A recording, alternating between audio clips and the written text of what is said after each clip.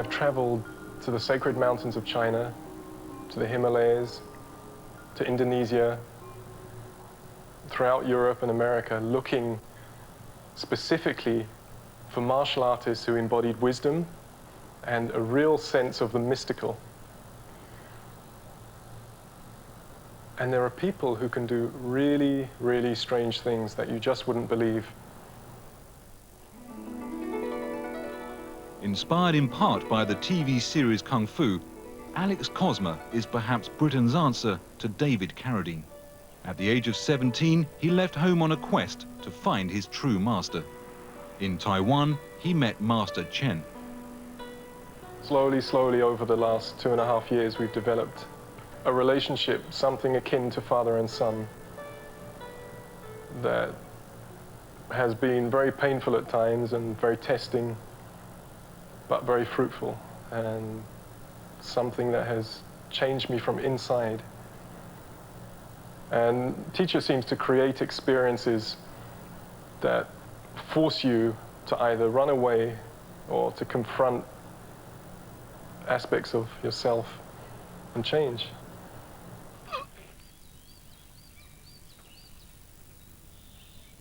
Master Chen is passing on his knowledge to Alex in the traditional way.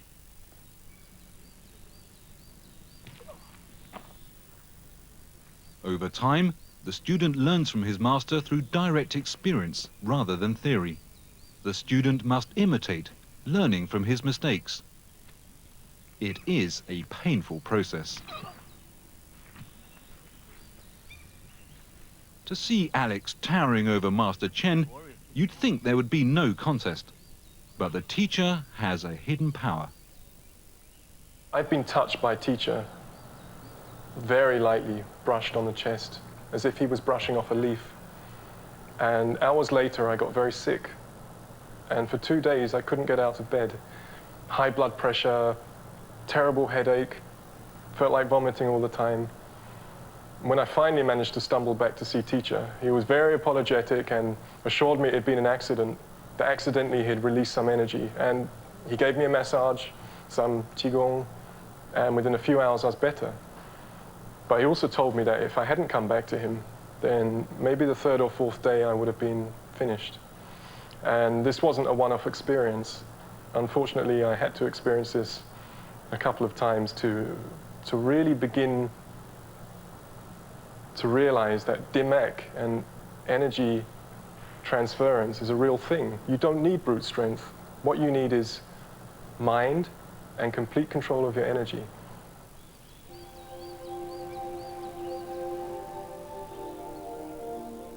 If we are to believe Alex, then Master Chen is a remarkably powerful man.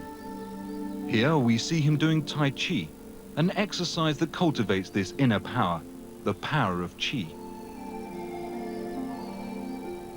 In the West, Tai Chi is usually regarded as a gentle form of exercise that promotes health. But it is, in fact, a slow-motion rehearsal of combat moves.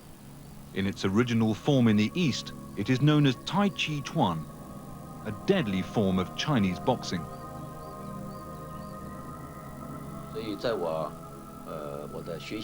From my own experience accumulated from Kung Fu practice and professional work, I realized that Chinese Kung Fu can, within seconds, inflict damage to anyone's balance of qi or its flow, thus able to make them tragically leave the world. Master Chen used to be a bodyguard for the President of Taiwan. Now he trains the President's Special Forces. He can do everything he talks about. He can kill a person very, very easily, and yet he spends his day healing people. He meditates as much as he practices martial arts. He's a paradox.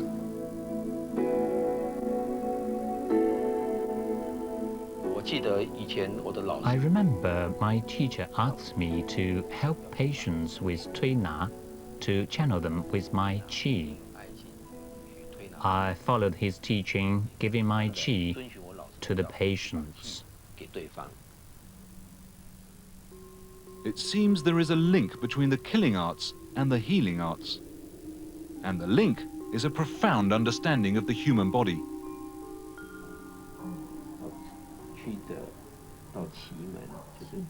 While we were filming, this woman shuffled into Master Chen's office doubled over with a hacking cough. After 45 minutes of acupressure massage, which appeared to be acutely painful, she walked out with a straightened back and no sign of the cough. We don't know what her ailment was or how she was cured, but we did witness a transformation. Having mastered Tai Chi Chuan and Kung Fu, what more is there for Master Chen? The answer lies far from the fighting arts.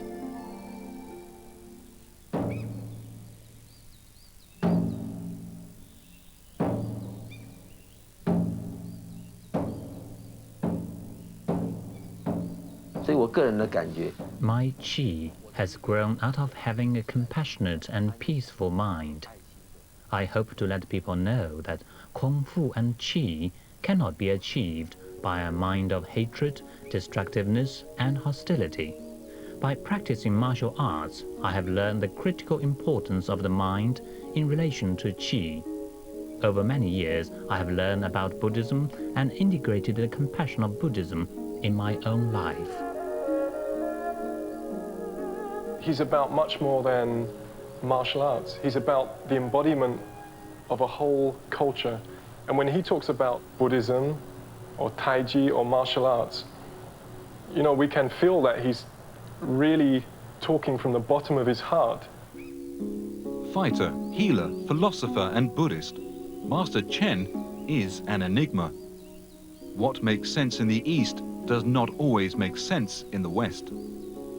One man who has struggled to bridge this cultural divide is Lawrence Tan. Chinese martial arts is based on touch. That means as soon as I touch him, some point in time, I'm going to touch him. At that point in time, my body's trained to know where every single part of his body is. When I was 13 years old, I epitomized the sickly, neurotic wimp. 1, 2, 3, 4, 5, 6, 7, 8, 9. I lived in a neighborhood where there were only whites. There were very few Chinese. So people always called me the Jap, the Nip, the Chink. Then when I used to go to the Chinese community, they used to laugh at me because I couldn't speak Chinese. So I did not belong. And I was living out in Long Island, and a friend just came from Taiwan. And I was fooling around, boxing with him on the lawn, and then suddenly he dropped down and he swept his legs around and he knocked me over like a bowling pin. And just one moment he's up in front of me, and the next moment I'm on my back, and the breath was knocked out of me. And I'm saying, "What'd you do? What'd you do? What'd you do?" He said, "That's Kung Fu." And from that instant, I became a fanatic. And the fact that it came from China, it affirmed my Chinese heritage. And then the fact that it had a philosophical foundation also entertained that very deep philosophical and spiritual side that I had nurtured when I was young. Those days, Kung Fu was secret. It was only taught in the Chinatowns and secret societies.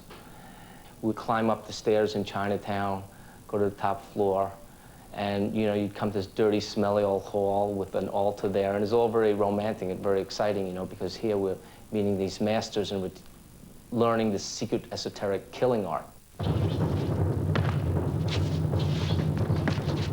It's very important to understand the cultural differences between the East and West, and the ways of thinking and the ways of learning are very different. The traditional Chinese way is you imitate the master. He is a superior being in that he has a lot more knowledge, a lot more experience. You bow to him and you just follow him over and over and over, and you intuitively grasp it. The Western way is to break things down, analyze it, and understand it intellectually, whereas the Eastern way is much more intuitive, just imitate and follow, you see. So where do you fit in between East and West? Back and forth like a yo-yo. In a bid to resolve this conflict, Lawrence Tan's quest took him to the steps of the Shaolin Temple in China. legendary home of Kung Fu. He recorded his journey on film.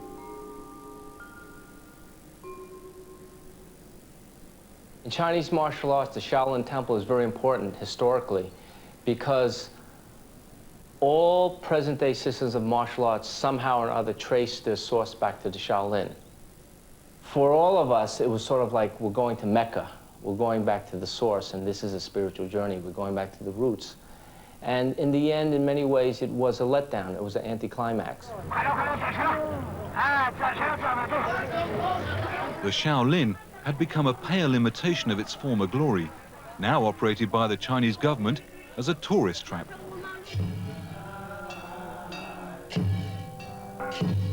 They really didn't have that many monks. They kind of like found all the old monks and they said, okay guys, you got a job right now.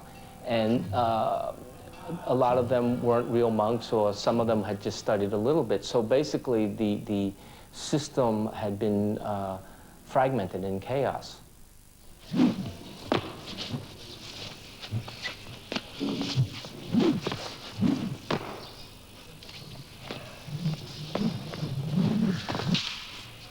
We got up 3:30 in the morning to shoot the monks meditating in the temple. So while they were setting up the lights and the camera, I noticed that there was a monk a young guy at the corner of the temple practicing punching, and it looked like Western boxing. Now this is the Shaolin Temple, birthplace supposedly of Shaolin Kung Fu. I go up to him, I said, what are you doing? He says, 我现在打西洋拳, which is Western boxing. So I said, well, why are you doing Western boxing? He says, well, because Kung Fu is superior, but Western boxing, you learn how to fight practically faster. Lawrence had hoped to find inspiration from the warrior monks of the Shaolin, but the high point of his visit lay outside the temple walls. The moment of discovery is recorded in his own film. Across the road from the Shaolin Temple is a school for young boys who practice the martial arts. You know, without a doubt, the most spectacular moment during my journey was watching 2,000 young martial artists charging forward, screaming, and they fell into perfect formation.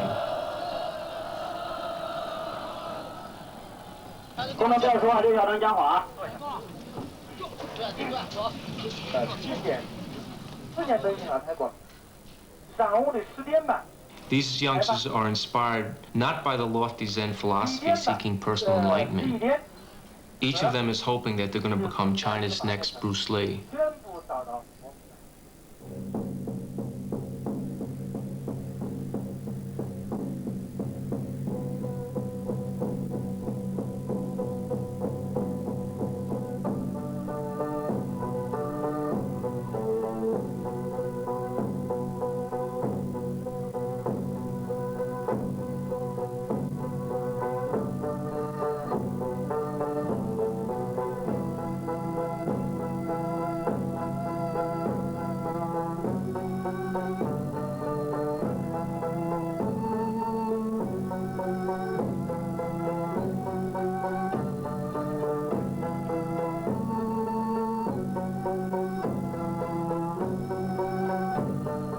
Lawrence traveled to China in the hope of finding his home in the East, only to discover that the young martial artists of the East were hoping to find their home in Hollywood.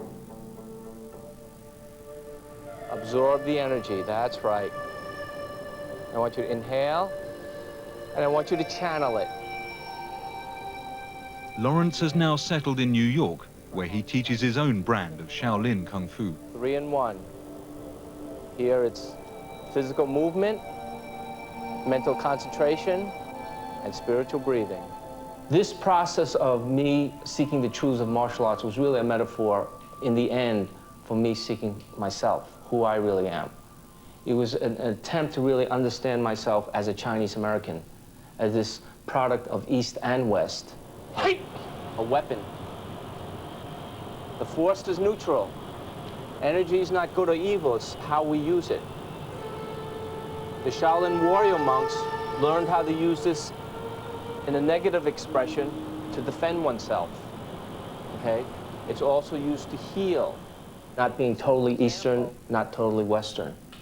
And to come to that struggle within myself, to reconcile it. And it was through martial arts I understood this. Send forth the energy, relax. All the people we have filmed, for whom martial arts has been a way of life, tell of a transformation in their lives. But none more dramatic than that of Master Sken.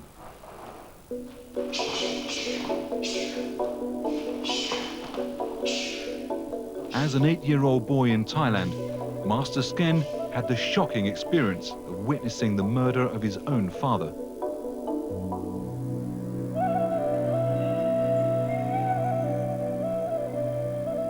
When I saw my father die, I thought that I want to train martial art or Muay Thai, okay, to revenge.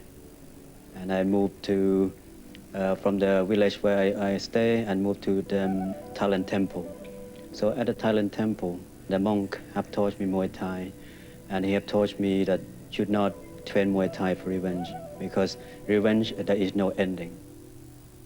I learned discipline, philosophy, psychology, that learn Muay Thai, okay, for keep fit and to change yourself a better person, to learn to control your anger, your temper. Master Sken's quiet humility belies his credentials. He is a world-class Muay Thai fighter, a man who has never lost, either on the street or in the boxing ring. As the national sport of Thailand, Muay Thai attracts big-time gambling. A gangster once tried to bribe Master Sken to lose a fight. He said, "Will you lose for the money?" I said, "No, because I got my prize and I got my moral." And they said to me, "If you don't lose the fight, we will kill you. We will shoot you."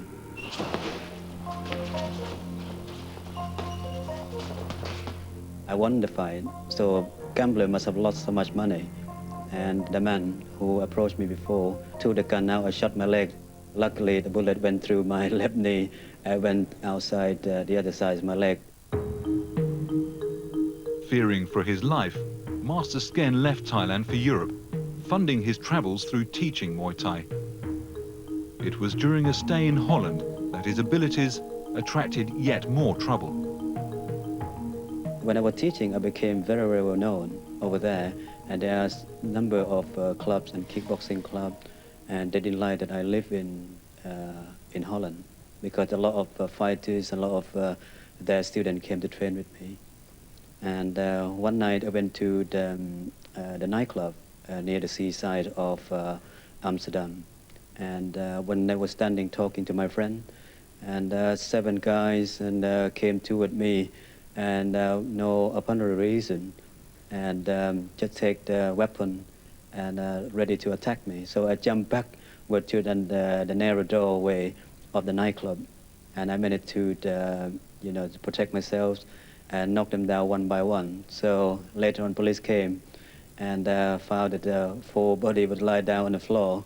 And but I have to run away, because if police came, know that I do the damage, I may have been arrested and sent back home to Thailand. So it is number of occasions like that, and I managed to protect myself.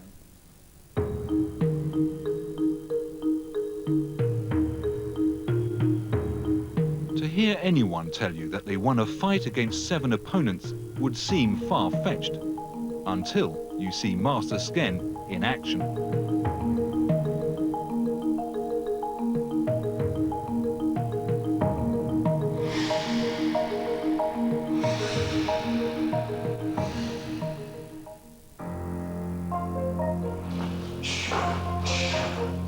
From the day he saw his father killed, Master Sken has experienced more than his fair share of violence. Yet the Buddhist teachings he received as a child have remained with him. In the Buddhist way to teach you to be calm and collected, to learn to control yourself, not to harm other people. But however, the connection is Muay Thai is considered as violent sport. When you go to ring, you have to fight and even knock the opponent down. But that is part of your career and your living. But however, Buddhist philosophy helped the Muay Thai fighter to use Muay Thai in the right manner, in earn a living, and protect people who have less ability than you, and to be humble, to have moral. This is the Buddhist philosophy of how the fighter to be a better person as a whole.